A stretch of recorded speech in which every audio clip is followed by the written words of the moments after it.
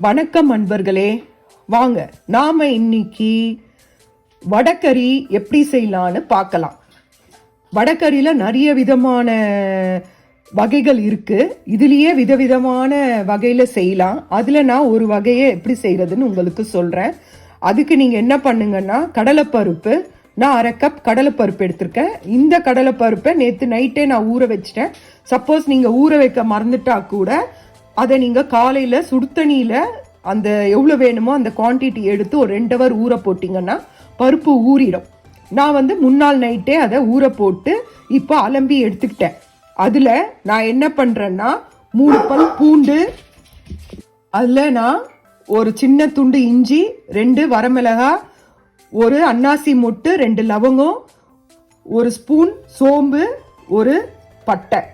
இது ஒரு பட்டை எடுத்துக்கோங்க. இது 2 துண்டா இருக்கு. ஒரு பட்டை எடுத்துக்கோங்க. உங்ககிட்ட புதினா இருந்தா புதினாவையும் இதுல ஆட் பண்ணிட்டு மிக்சியில போட்டு அரைச்சிக்கோங்க. இங்க பாருங்க, நான் மிக்சியில நான் காட்டின எல்லா பொருளையும் போட்டு கொரப்பா அரைச்சிருக்கேன். இத நீங்க என்ன பண்ணணும்னா, இத நீங்க ஒரு இட்லி தட்டு எடுத்துக்கோங்க. இட்லி பானைய தண்ணி ஊத்தி அங்க சூடு பண்ண வச்சுட்டு நீங்க இட்லி தட்டு எடுத்துட்டு அதுல ஆயில ஸ்ப்ரெட் பண்ணி விட்டுடுங்க. ஸ்ப்ரெட் பண்ணிட்டு என்ன பண்ணுங்கன்னா, இத வடை மாதிரி தட்டி இதுல அப்படியே வச்சிடுங்க. வச்சுட்டு ஒரு 20-25 நிமிஷம் வேக விடுங்க. நல்லா வெந்த பிறகு திரும்பியும் நீங்க சூடு ஆறின பிறகு அதை மிக்சியில போட்டு ஒரு பல்ஸ் மோடுல அடிச்சிங்கன்னா எல்லாம் அந்த வடை அப்படியே உடஞ்சிடும். உடஞ்சி உங்களுக்கு பொடியாயிடும். அதுக்கப்புறம் வாங்க நான் உங்களுக்கு என்ன பண்ணணும்னு சொல்றேன். நல்ல எண்ணெயை தடவிக்கோங்க. எண்ணெயை தடவி இந்த மாதிரி பண்ணிக்கோங்க. கரெக்டா 5 தான் வரும். நான் சொன்ன 1/2 கப் அளவுக்கு. இந்த மாதிரி எக்ஸ்ட்ரா வந்தாலும் இன்னொரு தட்டுல நீங்க அதை லோட் பண்ணிக்கோங்க. லோட் பண்ணிட்டு என்ன பண்ணுங்கன்னா, ஒரு 20-25 நிமிஷம் வேக வைங்க. ரொம்ப சீக்கிரமா ஆயிடும். சுலபமான முறையில இந்த வடகறியை நீங்க செய்யலாம். இந்த மாதிரி நீங்க பண்ணிட்டு இட்லி பானையில தண்ணியை கொதிக்க விட்டு இந்த தட்டை அப்படியே வச்சு மூடிட்டு 25 மினிட்ஸ் வேக வைங்க. அதுக்கப்புறம் உங்களுக்கு நான் இது என்ன பண்ணணும்னு சொல்றேன். இப்ப பாருங்க, நான் இட்லி பானையில வச்சு ஒரு 20 நிமிஷம் வேக விட்டு எடுத்துக்கிறேன். உங்களுக்கு நான் காட்டுறேன். இப்ப நாம அந்த வேக வச்ச வடகறியை எடுத்து தனியா எடுத்து வச்சுக்கலாம். அதுக்கப்புறம் ஒரு வாணலியில கொஞ்சம் பட்டை லவங்கம், கொஞ்சம் சோம்பு, ஒரு பிரிஞ்சி இலை போட்டு தாளிச்ச பிறகு நம்ம 2 மீடியம் சைஸ் ஆனியன் எடுத்துக்கோங்க. உங்களுக்கு வெங்காயம்னா இன்னும் கூட 1 மீடியம் சைஸ் 3 கூட எடுத்துக்கலாம். ஒரு தக்காளி எடுத்துக்கோங்க. இதை ஃபுல்லா பொடியா நறுக்கி எடுத்துக்கிட்டு நம்ம அந்த தாளிச்ச பொருளோட இதை சேர்த்து நல்லா வதக்கலாம். வாங்க. இப்ப நான் ஒரு வாணலியில ஒரு 4 டேபிள் ஸ்பூன் எண்ணெய் தேவைப்படுங்க. அதனால 4 டேபிள் ஸ்பூன் ஆயில் போட்டு இதுல கொஞ்சம் சோம்பு, கொஞ்சம் கல்பாசி, ஒரு சின்ன துண்டு பட்டை, ஒரு 2 பிரிஞ்சி இலை போட்டிருக்கேன். சின்ன பிரிஞ்சி இலை தான் போட்டிருக்கேன். போட்டு அது பொரிஞ்ச பிறகு நறுக்கி வச்ச வெங்காயத்தை போட்டுருங்க. இது நல்லா வதங்கின பிறகு ஒரு தக்காளி, ஒரு பச்சை மிளகாவை ஆட் பண்ணி அது நல்லா வதங்கட்டும். இப்ப நான் இதுல தக்காளி போட போறேன். வாங்க பார்க்கலாம். இதோட நான் தக்காளி ஆட் பண்ணியிருக்கேன். இந்த தக்காளி, ஒரு பச்சை மிளகாய் போட்டிருக்கேன். இது நல்லா வதங்கட்டும். வதங்குறதுக்குள்ள நாம அந்த வேக வச்ச அந்த வடையை நம்ம மிக்சியில போட்டு அப்படியே பொடியா இது பண்ணிக்கலாம். ஒரு பல்ஸ் மோட்ல வச்சு அதை அரைச்சி எடுத்துக்கலாம். வாங்க அதை பார்க்கலாம். இப்ப பாருங்க, வேக வச்சு அந்த வடை மாதிரி தட்டுன இதை நான் வேக வச்சு எடுத்துட்டு வந்திருக்கேன். இது ஆறிடுச்சு. இந்த ஆறுனதை என்ன பண்ணுங்க, இந்த மாதிரி ஒரு 3-4 பீஸா புட்டு மிக்சியில போட்டு கொஞ்சோண்டு தண்ணி விட்டு இதை பவுடர் மாதிரி பல்ஸ் மோட்ல வச்சு இதை ரெடி பண்ணிக்கோங்க. இதை ரெடி பண்ணிட்டு அதுக்கப்புறம் நம்ம அந்த வதங்கின பொருள்ல அதெல்லாம் மிக்ஸ் பண்ணிக்கலாம். இங்க பாருங்க, அந்த நான் வடையை நான் இந்த மாதிரி கையால உதிர்த்து வச்சிருக்கேன். உங்களால கையால உதிர்க்க முடியனாலும் கையால உதிர்த்துடலாம். மிக்சியில போடணும்னு அவசியம் இல்லை. சப்போஸ் மிக்சியில போட்டீங்கன்னா உண்டலும் உடச்சலும் இல்லாம எல்லா பகுதியுமே ஒரே மாதிரி அரைப்பட்டு இருக்கும். அதனாலதான் நான் மிக்சியில ஒரு பல்ஸ் மோடுல போட்டுக்க சொல்லியிருக்கேன். வாங்க பார்க்கலாம். தக்காளி, நல்லா வதங்கிடுச்சு. இந்த ஸ்டேஜில் நான் உப்பும் மஞ்சள் பொடியும் சேர்த்துருக்கேன். இதை நல்லா கலக்கி விட்டுக்கோங்க. கலக்கி விட்டுட்டு நீங்கள் மிக்சியில் உதிர்த்து வச்ச அந்த பருப்பை இதில் கொட்டிட்டு தேவையான அளவு தண்ணி மிக்ஸ் பண்ணிக்கோங்க. வாங்க பார்க்கலாம். பாருங்கள், நான் இப்போது பொடிச்சு வச்சுருக்க இந்த பவுடரை நான் இதில் கொட்டிடுறேன். கொட்டிட்டு தேவையான அளவு தண்ணி விட்டு அதுக்கு பிறகு நீங்கள் வாயில் இதை டேஸ்ட் பண்ணி பாருங்கள். ஒரு ஸ்பூன் எடுத்து உப்பு காரம்லாம் சரியாக இருக்கான்னு பாருங்கள். அப்படி உப்பு காரம்லாம் சரியில்லைன்னா நீங்கள் மிளகாத்தூள் போடுங்க. அதுக்கப்புறமா ஒரு அரை ஸ்பூன் கரம் மசாலா தூள் இதில் ஆட் பண்ணுங்கள். வாங்க நான் காட்டுறேன். இதில் தேவையான அளவு தண்ணி விட்டுருக்கேன். கொஞ்சம் கரம் மசாலா பவுடர் போட்டிருக்கேன். பாருங்கள், நான் கொஞ்சம் உப்பு பத்தலை, உப்பும் போட்டேன். இதை நல்லா கலக்கி விடுங்க. கலக்கி விட்டுட்டு இது நல்லா கொதிச்சதும் இது கெட்டி ஆகணும்னா நீங்கள் இன்னும் கொஞ்ச நேரம் கூட கொதிக்க வைக்கலாம்.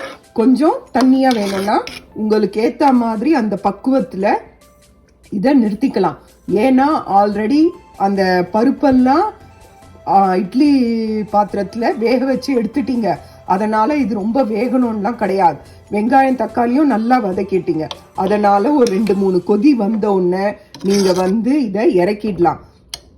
ஹோட்டல்லலாம் டேஸ்ட்டாக இருக்குன்னு பார்த்தீங்கன்னா அதில் வனஸ்பதி சேர்ப்பாங்க, டால்டா. ஆனால் நம்ம வீட்டில் நாங்கள் அது சேர்க்க மாட்டோம்.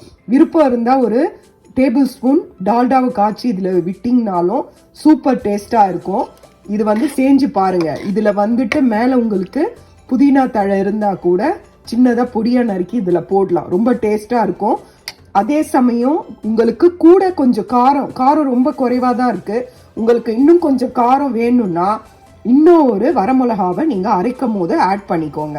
உங்களுக்கு கொஞ்சம் காரமாக இருக்கும். காரம் சாப்பிட்றவங்களுக்கு கூட ஒன்று ஆட் பண்ணிக்கோங்க. நான் சொன்ன அளவுக்கு போதும்னா இந்த 2 மிளகாவே போதும். அப்படி உங்களுக்கு கொஞ்சம் கூட காரம் வேணும்னா கூட எக்ஸ்ட்ரா சில்லி பவுடர் அந்த வெங்காயம் தக்காளிலாம் வதக்கும் போது நம்ம மஞ்சாப்பொடி உப்பு போட்டோம் இல்லைங்களா, அதுலேயே கூட அந்த சில்லி பவுடரை போட்டு வதக்கிடலாம். இது இட்லி, தோசை, பூரி, சப்பாத்திக்கெல்லாம் ரொம்ப நல்லா இருக்கும். செஞ்சு பாருங்க. உங்களுக்கு ஃபைனலாக நான் காட்டுறேன். இது ஆறின பிறகு திக்காயிடும். இப்போ நான் இதில் உங்களுக்கு ரெட் சில்லி ஆயில் செஞ்சு காட்டியிருப்பேன். அந்த ரெட் சில்லி ஆயில ஒரு 2 ஸ்பூன் விட்டுருக்கேன். உங்களுக்கு பார்த்தீங்கன்னா அந்த கலர் தெரியும். அதே மாதிரி அந்த ரெட் சில்லி ஆயில தனியாக எடுத்துட்டு அடியில் தங்கின அந்த மிளகாய் பொடி, இஞ்சி, பூண்டு அதெல்லாம் அந்த விழுது மாதிரி தங்கி இருந்தது இல்லைங்களா, அதில் இருந்து நான் ஒரு ஸ்பூன் இதில் எடுத்து போட்டு கலக்கிட்டு நீங்கள் அந்த மிளகாத்தூள் சேர்க்கணும்னு கூட இல்லை. அந்த ரெட் சில்லி ஆயில் பண்ணி வச்சுக்கிட்டீங்கன்னா அந்த ஆயிலை கூட இதுக்கு மேலே விடலாம். அந்த திக்கு பேஸ்ட்டையும் இதில் ஒரு ஸ்பூன் விட்டு கலர்னீங்கன்னா அருமையான சுவையாக இருக்கும். நான் டேஸ்ட் பண்ணி பார்த்தேன், ரொம்ப அருமையாக இருக்குது. நீங்கள் அந்த சில்லி ஆயிலை ரெடி பண்ணி வச்சுக்கோங்க. இந்த மாதிரி பொருள் எல்லாத்துக்குமே அந்த சில்லி ஆயில் ரொம்ப உபயோகமாக இருக்கும். உங்களுக்கு காரம் தூக்கி கொடுக்கணும்னா நீங்கள் காரத்தெல்லாம் போடணும்னு கிடையாது. நீங்கள் அந்த ஆயிலும் அல்ல அந்த பேஸ்ட்டையும் போட்டாலே உங்களுக்கு தேவையான அளவுக்கு காரம் கிடைக்கும்.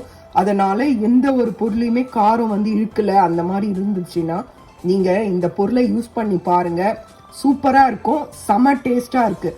அதே மாதிரி இது நல்லா திக்கு பண்ணிட்டு நல்லா கெட்டி பதத்துக்கு கொண்டு வந்துட்டு இதில் 1 கப் தேங்காய் பால் அரைச்சி அதை விட்டிங்கன்னா இது பகோடா குருமாவாக ரெடி ஆகிடும்.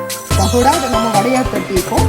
அதை வடை குருமாவாக கூட இதை நம்ம வடை குருமான்னு கூட சொல்லிக்கலாம். அது கூட டேஸ்ட்டாக இருக்கும்.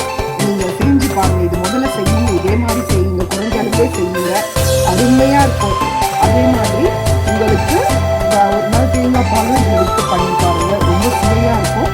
இறக்கும் போது கொத்தமல்லி தழை போட்டு இறக்குங்க. ரொம்ப அருமையான சுலபமான முறையில் வடைகள் ரெடியாகிடும். இதுதான் அந்த விழுது. ஏன்னா நான் உங்களுக்கு அந்த ரெட் சில்லி ஆயில் வெறும் சில்லி ஆயில் தான் நான் உங்களுக்கு ஃபில்டர் பண்ணி காட்டிருப்பேன். இது அந்த அடியில் இருக்குது பார்த்தீங்களா, அதுதான் இது. இதை நீங்கள் ஒரு ஸ்பூன் கலந்தீங்கன்னா சூப்பராக இருக்கும், நல்ல சுவையாக இருக்கும். இப்போ பாருங்கள், நல்ல வடகறி சூப்பரா ரெடி ஆயிடுச்சு.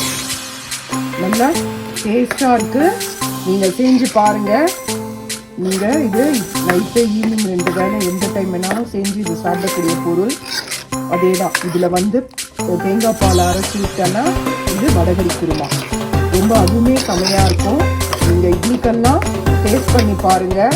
அதே சமயம் இது ஆறின பிறகு கெட்டியாயிடும். உங்களுக்கு தண்ணியா வேணும்னா தண்ணியோட இருக்கும் போது ஸ்டார்ட் பண்ணிடுங்க. திக்கா வேணும்னா இந்த மாதிரி பண்ணுங்க. இந்த மாதிரி ஸ்டேஜ்ல தேங்காய் பால் விட்டீங்கன்னா நல்லா சூப்பரா குருமா ரெடி ஆயிடும். அவ்வளவுதான், வடகறி ரெடி. இதை செஞ்சு பாருங்க. செஞ்சு பார்த்துட்டு சாப்பிட்டுட்டு எப்படி இருக்குன்னு சொல்லிட்டு உங்க கமெண்ட்ல சொல்லுங்க. தயவு செஞ்சு பாருங்க, மிஸ் பண்ணாதீங்க. வணக்கம் நண்பர்களே. இப்போ நாம வடகறிய ரெடி பண்ணியாச்சு. இதுதான் வடகறி. இத செஞ்சு பாருங்க. சாப்பிட்டு டேஸ்ட் பண்ணி பார்த்துட்டு எப்படி இருக்குன்னு சொல்லி கமெண்ட்ல சொல்லுங்க. லைக் பண்ணுங்க, ஷேர் பண்ணுங்க, சப்ஸ்கிரைப் பண்ணுங்க. இது டிஃப்ரெண்டா இருக்கும். நீங்க இந்த மெத்தடை ட்ரை பண்ணி பாருங்க. இது அதுல ஒரு முறை. அதுக்கப்புறம் நான் வடையா சுட்டு அதுக்கப்புறம் செய்யற மெத்தடும் காட்டுறேன். உங்களுக்கு இதுல நிறைய மெத்தட் இருக்கு. நான் ஒவ்வொரு மெத்தடா உங்களுக்கு ஒவ்வொரு வாட்டியும் செஞ்சு காட்டுறேன். இது கண்டிப்பா ட்ரை பண்ணி பாருங்க. உங்ககிட்ட கொத்தமல்லி தழை இருந்தா கொத்தமல்லி தழையை தூவி கலரி இறக்கிடுங்க. சரிங்களா? இது ரொம்ப அருமையா இருக்கும். நல்ல டிஷ். தண்ணியா சாப்பிட்டாலும் நல்லா இருக்கும், திக்கா சாப்பிட்டாலும் நல்லா இருக்கும். அவங்கவுங்க விருப்பத்துக்கு ஏத்த மாதிரி இதை வீட்டுல செஞ்சு பாருங்க. செஞ்சு பார்த்துட்டு சாப்பிட்டுட்டு லைக் பண்ணுங்க, சப்ஸ்கிரைப் பண்ணுங்க, ஷேர் பண்ணுங்க. நன்றி, வணக்கம்.